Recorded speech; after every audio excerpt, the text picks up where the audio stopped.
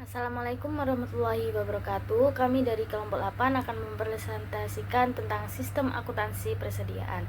Sebelum itu saya akan menyebutkan anggota dari kelompok 8. Perkenalkan, saya sendiri yaitu Nabila Maulidia dengan NPM akhir 152. Dan juga ada Malisa Kurnia dengan NPM akhir 120, ada Salma Syifa dengan NPM akhir 172, Naila Oktavira dengan NPM akhir 256, dan Gita Amelia dengan NPM akhir 277. Yaitu pengertian persediaan.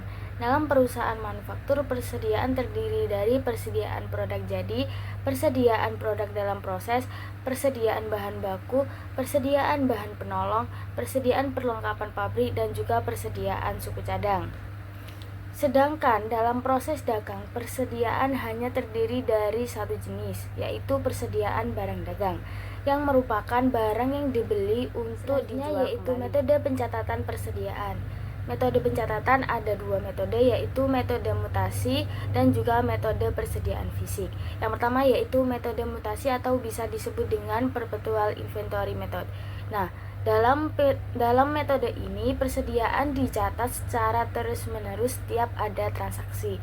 Kemudian penambahan persediaan dicatat saat pembelian dan pengurangan dicatat saat penjualan. Kemudian harga pokok persediaan akhir dihitung dari harga pokok unit terakhir yang dibeli.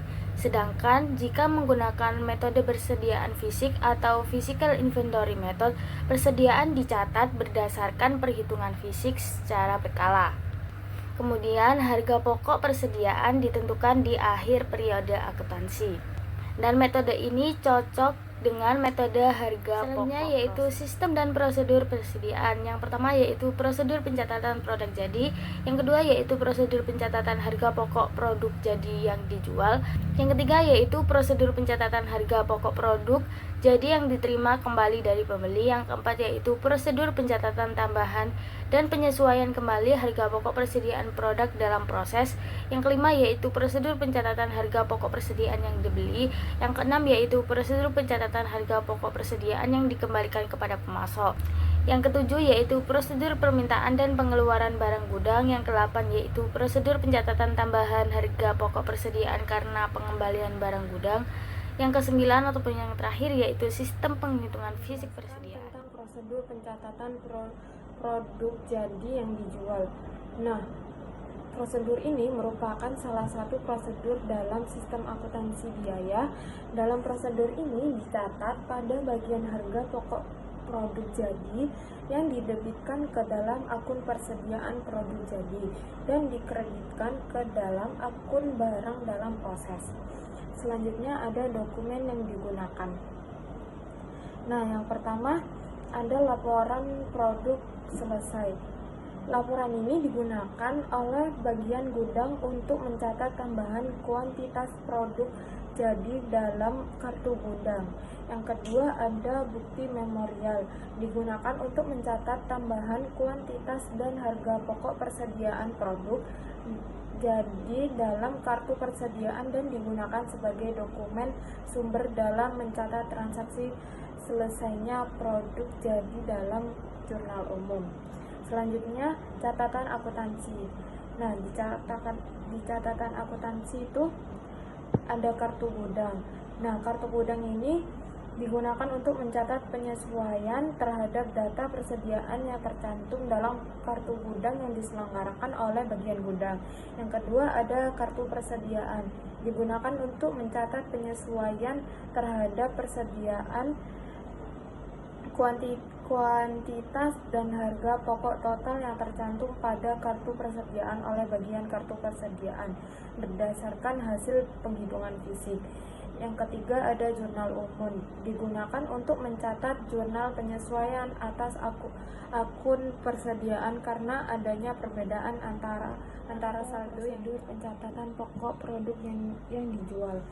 Nah, prosedur ini merupakan salah satu prosedur dalam sistem penjualan selain prosedur lainnya seperti prosedur order penjualan, prosedur pencatatan piutang, persetujuan kredit, prosedur pengiriman barang, dan prosedur penagihan. Nah, prosedur pencatatan harga pokok produk jadi yang dijual melibatkan beberapa dokumen dan langkah yang perlu diikuti. Dokumen utama yang digunakan adalah surat order pengiriman dan faktur penjualan.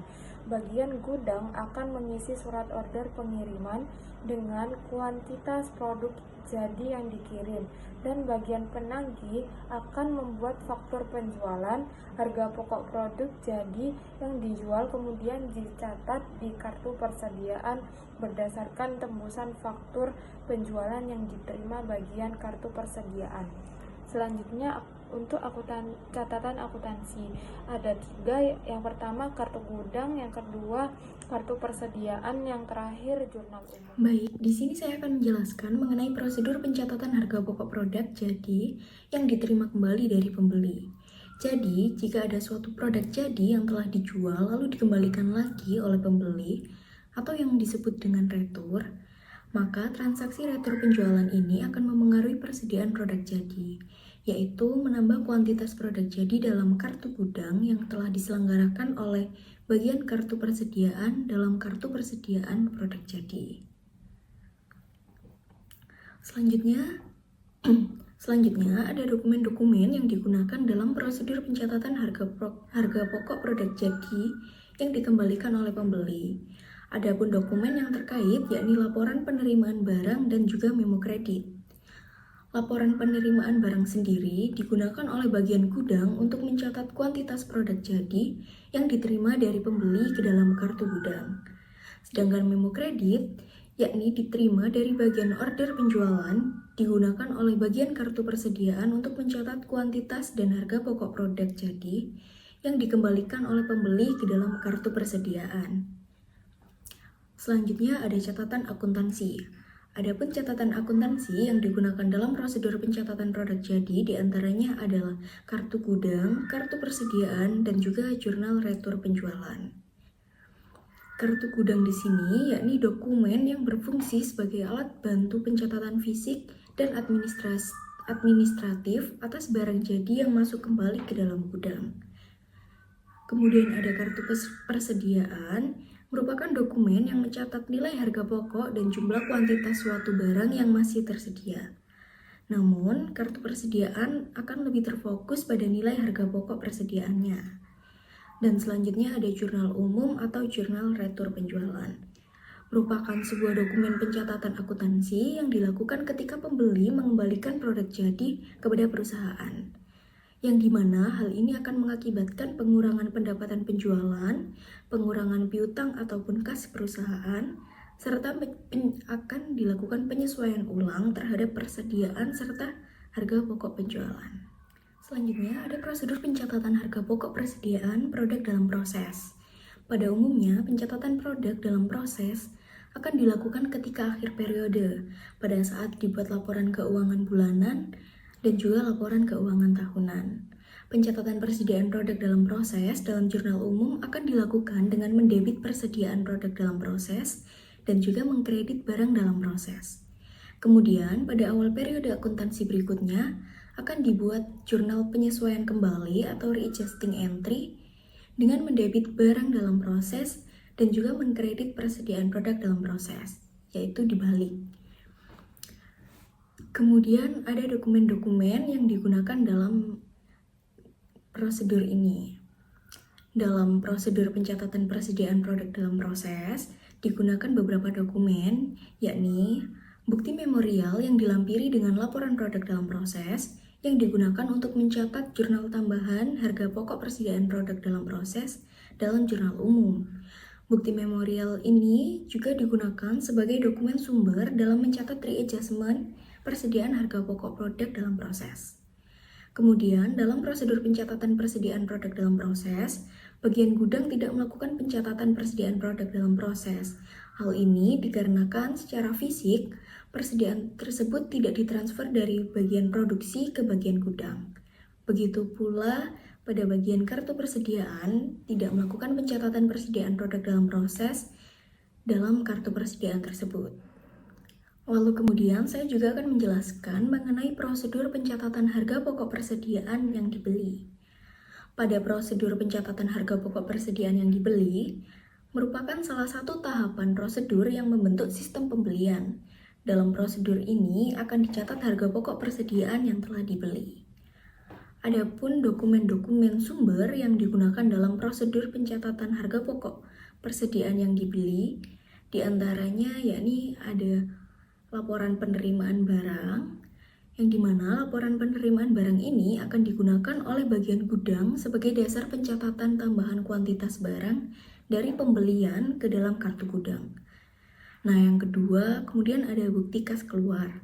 Bukti kas keluar akan dilampiri dengan laporan penerimaan barang, surat order pembelian, dan juga faktur dari pemasok yang akan dipakai sebagai dokumen sumber dalam pencatatan harga pokok persediaan yang dibeli dalam register bukti kas keluar atau voucher register.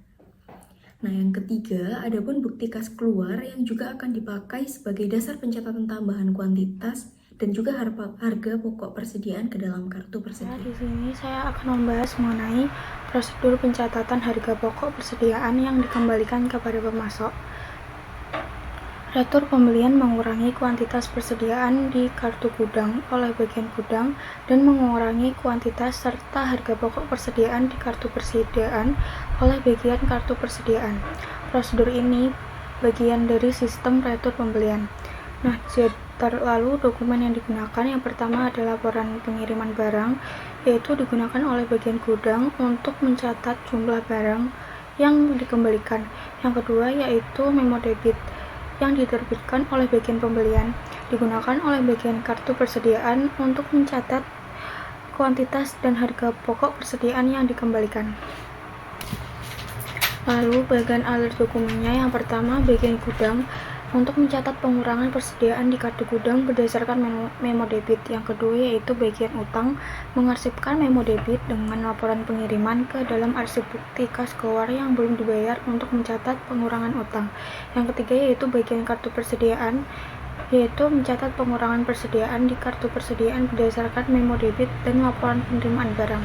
Yang terakhir yaitu bagian jurnal, mencatat pengurangan utang dan persediaan di jurnal retur pembelian berdasarkan memo debit yang sudah diisi harga pokok oleh bagian kartu persediaan. Nah, di sini juga terdapat flowchart-nya. Pengeluaran barang ini merupakan salah satu prosedur yang sistem akuntansi biaya produksi. Dalam prosedur ini, harga pokok persediaan, bahan baku, penolong, bahan habis pakai pabrik, dan suku cadang yang dipakai dalam kegiatan produksi dan kegiatan non-produksi. Untuk dokumen yang digunakan, dokumen sumber yang dipakai dalam prosedur ini yaitu bukti permintaan dan pengeluaran barang gudang. Bukti ini dipakai oleh bagian gudang untuk mencatat pengurangan persediaan karena pemakaian intern. Bukti ini digunakan oleh berkurangnya kuantitas dan harga pokok persediaan karena pemakaian intern.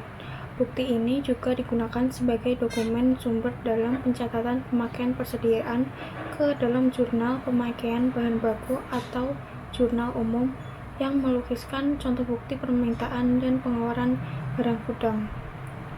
Di sini juga terdapat tabel dokumen bukti permintaan dan pengeluaran barang gudang yang berisikan nomor unit, kode barang, nama barang, satuan, jumlah yang diminta, jumlah yang diserahkan, harga satuan, total harga, dan juga ada departemen, bagian nomor surat order produksi, tanggal, dan nomor pesanan.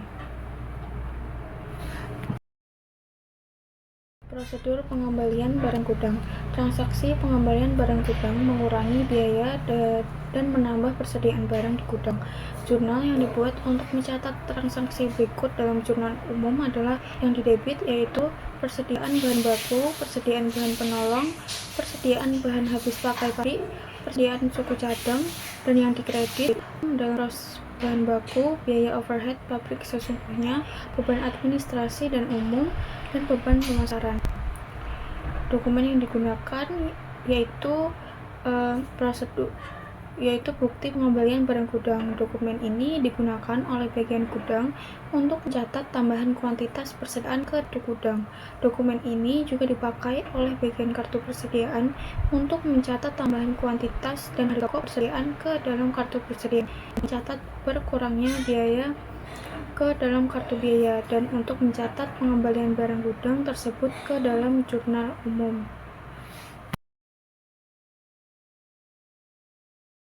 Baik, akan saya lanjutkan ke materi yang berikutnya terkait dengan sistem perhitungan fisik persediaan.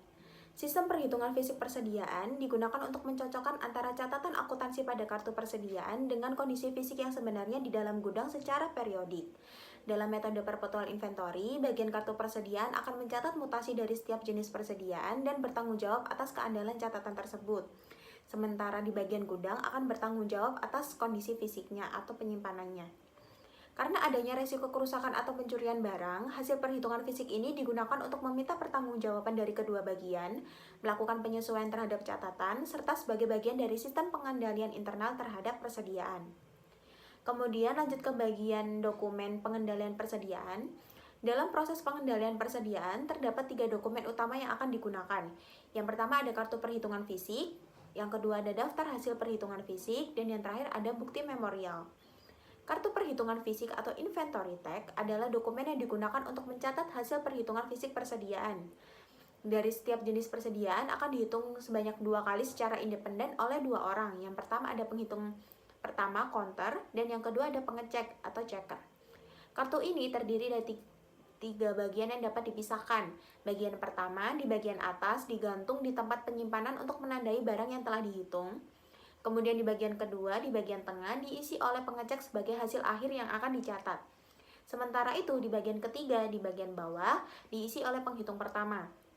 Hasil dari bagian kedua kemudian akan dibandingkan dengan bagian ketiga untuk memastikan kecocokan data sebelum dicatat ke dalam laporan. Setelah proses penghitungan selesai, hasilnya akan diringkas ke dalam daftar hasil perhitungan fisik atau inventory summary sheet. Dokumen ini menyalin data dari bagian kedua kartu perhitungan seperti nomor kartu, kode persediaan, nama, kuantitas, dan satuan. Bagian kartu persediaan akan menambahkan harga pokok persatuan dan totalnya. Daftar ini kemudian ditandatangani oleh Ketua Panitia Perhitungan Fisik dan disahkan oleh Direktur Utama. Dokumen ini menjadi dasar untuk mengevaluasi pertanggungjawaban dari bagian gudang dan bagian kartu persediaan serta digunakan untuk melakukan penyesuaian saldo persediaan. Selanjutnya, jika ditemukan selisih antara hasil fisik dan catatan pembukuan, dibuatlah bukti memorial. Dokumen ini digunakan sebagai sumber pencatatan penyesuaian akun persediaan dalam jurnal umum. Dasar pembuatannya adalah selisih antara kolom harga pokok total dalam daftar hasil perhitungan dengan saldo yang tercatat di kartu persediaan. Dengan ketiga dokumen ini, perusahaan dapat memastikan bahwa data persediaan yang tercatat sesuai dengan kondisi fisik sebenarnya dan menjaga keandalan informasi. Selanjutnya, kita masuk ke catatan akuntansi yang digunakan dalam sistem penghitungan fisik persediaan. Yang pertama ada kartu persediaan. Catatan ini digunakan untuk mencatat penyesuaian terhadap data persediaan yang tercantum dalam kartu persediaan oleh bagian kartu persediaan berdasarkan hasil perhitungan fisik persediaan. Yang kedua ada kartu gudang. Catatan ini digunakan untuk mencatat penyesuaian terhadap data persediaan yang tercantum dalam kartu gudang yang diselenggarakan oleh bagian gudang berdasarkan hasil perhitungan fisik persediaan. Dan yang terakhir ada jurnal umum. Dalam sistem perhitungan fisik persediaan, jurnal umum ini digunakan untuk mencatat jurnal penyesuaian atas akun persediaan karena adanya perbedaan antara saldo yang dicatat dalam akun persediaan dengan saldo menurut perhitungan fisiknya. Kemudian lanjut ke bagian fungsi yang terkait. Fungsi yang dibentuk untuk melaksanakan penghitungan fisik persediaan ini umumnya bersifat sementara, yang biasanya berbentuk panitia atau komite yang anggotanya dipilihkan dari karyawan yang tidak menyelenggarakan catatan akuntansi persediaan dan tidak melaksanakan fungsi gudang. Panitia penghitungan fisik persediaan terdiri dari, yang pertama ada panitia penghitungan fisik persediaan.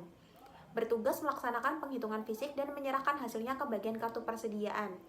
Panitia penghitungan fisik persediaan ini terdiri dari pemegang kartu, yakni menyimpan dan membagikan kartu perhitungan, membandingkan hasil penghitung dan pengecek, lalu mencatatnya dalam daftar hasil. Yang kedua ada penghitung, yakni untuk melakukan perhitungan pertama, mencatat hasil di bagian ketiga kartu persediaan. Dan yang terakhir ada pengecek untuk melakukan penghitungan kedua, kemudian mencatat hasil di bagian kedua kartu persediaan. Yang kedua ada fungsi akuntansi untuk bagian kartu persediaan, bertanggung jawab untuk mengisi harga pokok persatuan dan total ke daftar hasil. Dan yang kedua ada mengalihkan kuantitas dengan harga satuannya. Kemudian ada menyesuaikan saldo dalam kartu persediaan. Dan yang terakhir ada untuk menyusun bukti memorial untuk pencatatan di jurnal umum. Kemudian di fungsi terakhir ada fungsi gudang, yakni bertanggung jawab untuk menyesuaikan kuantitas persediaan dalam kartu gudang berdasarkan hasil perhitungan. Kita masuk ke bagian jaringan prosedur yang membentuk sistem. Jaringan prosedur yang membentuk sistem perhitungan fisik persediaan adalah yang pertama, prosedur perhitungan fisik. Dalam prosedur ini, setiap jenis persediaan di gudang akan dihitung oleh penghitung dan pengecek secara independen yang hasilnya dicatat dalam kartu perhitungan fisik. Kemudian yang kedua ada prosedur kompilasi.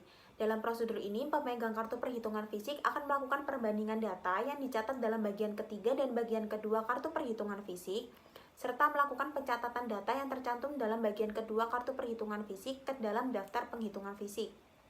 Yang ketiga ada prosedur penentuan harga pokok persediaan.